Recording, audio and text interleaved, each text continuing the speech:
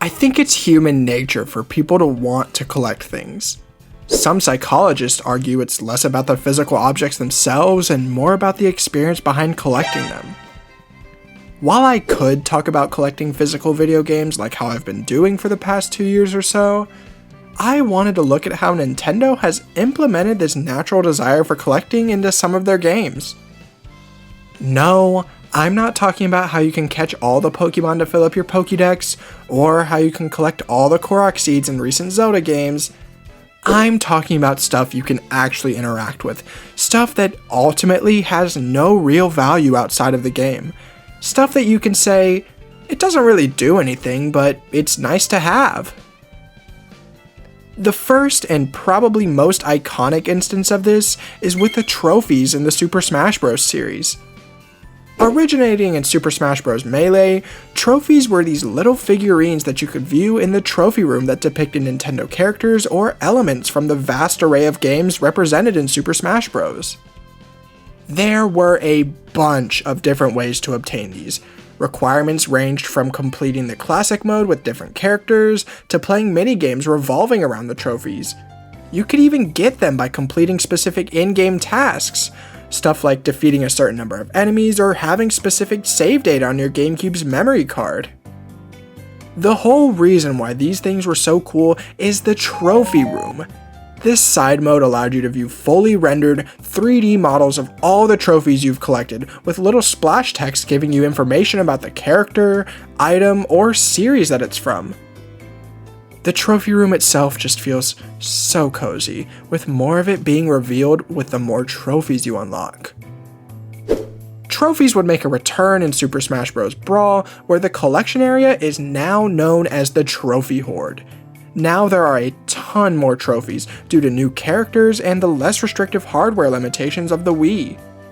You even get the opportunity to pose a bunch of different trophies together in a mode called Diorama, which is pretty cool.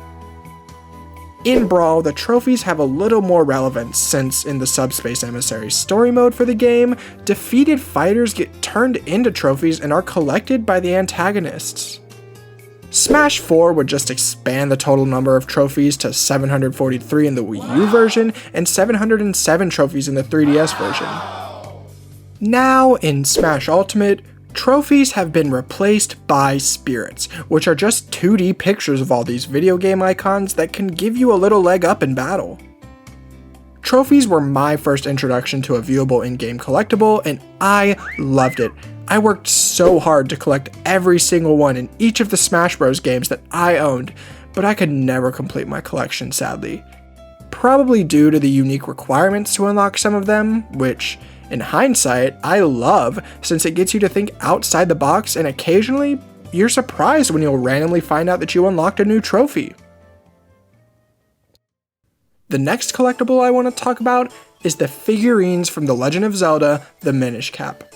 To any Zelda veterans out there, I know these sucked, so I'll be brief. These figurines were obtained by spending mysterious shells for the chance that you get a new figurine. These were just little statues of a bunch of the people, places, items, and creatures from the game.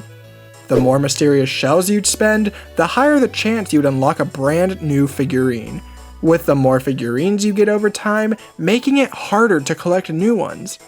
Oh, and you can only hold 999 mysterious shells at a time, so you'll be doing a lot of grinding for these figurines. You might think that that's not too bad, but there's a hard piece locked behind collecting all of them. This is often people's least favorite part about any Zelda game, since it's too random in nature and it takes way too long to complete. My second experience with one of these niche collectibles is in the amazing, wonderful, and fantastic game Street Pass Mii Plaza. I know, I have an addiction to the 3DS, but it's the greatest console of all time, so don't blame me. Within Street Pass, there's the game mode Puzzle Swap. Here you get to exchange puzzle pieces of certain Nintendo games and characters with the people you interact with via Street Pass. While you can purchase puzzle pieces of puzzles you've already begun with 2 play coins, that's not nearly as fun. Including Japanese exclusive puzzles, there are a total of 63 puzzles for you to complete. What makes these things so unique is that once you complete them, they become 3D displays that you can view at any time, all while listening to some lovely music. Some of my favorites are the Legend of Zelda Skyward Sword puzzle, the Chibi Robo Photo Finder puzzle, and the Kid Icarus Uprising puzzle, since it has this really cool loop.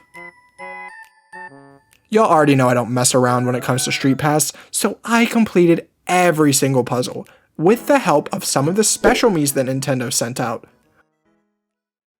I got a few other things I want to get through, so bear with me. Kid Icarus Uprising had these really neat idols that portrayed things from the game.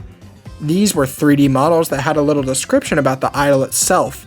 You got them either by scanning their respective AR cards, meeting requirements in the treasure hunt, or by participating in the Idol Toss Mania game, where you'd launch an egg for the chance of unlocking a brand new idol. I never completed this because I was a bit more invested in the game itself. Now for something that my partner loves, the gacha figurines from Kirby and the Forgotten Land. She already likes Kirby, and to have the opportunity to collect different things from the game to display in Kirby's house is something that we both really liked. You got these by investing a set number of star coins per gacha volume for the random chance to get a brand new gacha figurine. The sets ramped up in price and rarity and portrayed things like power-ups, bosses, and enemies. The last two are probably my favorite. Starting off, we have the Plaza prizes from the criminally underrated game, Nintendo Land.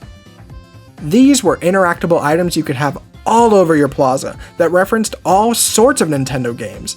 They were acquired by using the coins you earned through playing minigames in this little pachinko minigame at the center of your plaza. Once you earned a prize, you would have to find it within your plaza and open it from the question block it's inside of. These things are really unique. You got a Choo-Choo from Zelda, a Ghost from Luigi's Mansion, and a ton of other neat references to Nintendo's biggest franchises. These are overall an amazing way to pay homage to the many series that make up Nintendo. This last one is a bit overlooked, and you can argue with me about its inclusion, but I really loved all the ship decorations from Mario Odyssey. I know, they aren't viewable in any kind of menu, but they just bring so much added flair to the game when it certainly wasn't necessary, because who would ever spend all their time in the Odyssey? For those who don't know, in every kingdom throughout Mario Odyssey, there are unique purple coins that can be used to buy in-game merchandise based on the specific kingdom you bought it in. We don't really care about the costumes. What we're looking at are these souvenirs. Stickers and posters and little figurines you can place all around in the interior of the ship that you'll hardly ever see outside of a few cutscenes. I don't know why I like this so much, but I do, and it's a lovely inclusion to the game. Well, that's all I had to share with you today. If there's something that I overlooked that you feel should be included in a list like this, let me know down in the comments so I can go and collect it, since I'm such a goon for these little meaningless collectibles. Please like and subscribe, it would mean so much to me. And now, I'm just gonna sit back and look through all my Street Pass puzzles.